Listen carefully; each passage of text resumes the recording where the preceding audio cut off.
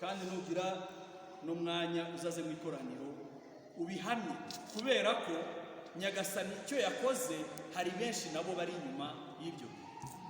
Kristo Yesu akuzwe.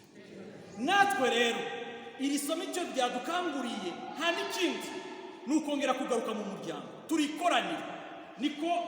Niko ivugurwa muri Roho Mutagatifu ryatangiye. Ababaye igoma mwese murabizi, twafataga igihe kugira ngo twumve ivugurwa muri Roho Mutagatifu icyo ari cyo, tugahera ku byakozwe n'intumwa ku mutwe wa mbere tukarinda dusoza ibyakozwe n'intumwa, kuko niho dushingiye ikoraniro ryacu. Kristo Yesu akuzwe. Bityo rero ibi batubwiye by'imibereho y'abakristo ba mbere ubundi nicyo cyatuzanye hano. Niba hari ikindi cyakuzanye ntushaka wisubirireyo, kuko abakarizmatike ikibahuje ni kimwe, nuko bashyira hamwe ntihagire umukene ubabamo. Kandi umukene ntabwo ushaka kuvuga ibintu ko dukennye kenshi ku mutima. Ibintu byo turabifite, ntawe udafite ibintu aha ngaha, ariko ikibazo dufite ni bwa bukene bw'umutima,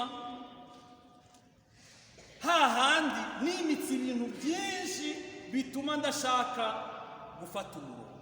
Kristo Yesu akuzwe. Buri wese rero atekereze, arebe n'iki nazana mu ivugururwa muri Roho Mutagatifu kugira ngo dutangire urundi rugendo. Ariko nzi neza icyanzanye mu ikoraniro, nari kuvuga intego 5 dushingiraho, ariko kubera ko akanya ari gatoya nifashe. Les 5 objectifs ya renouveau charismatique catholique irazwi, ndumva na Paparizeta yizi kubera ko ikresi nicyo yashyize imbere ikiri itari yaba karisi. Ni intego 5 ivugurwa muri Roho Mutagatifu rishingiyeho. Abazakenera kubisoma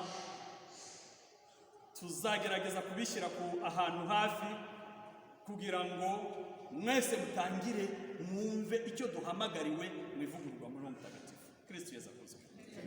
Ndasoza rero mbabwira nti iyo mibereho y'abakristo ba mbere mwabonye ko ntabigiyemo, nari nanditse ariko nirinze.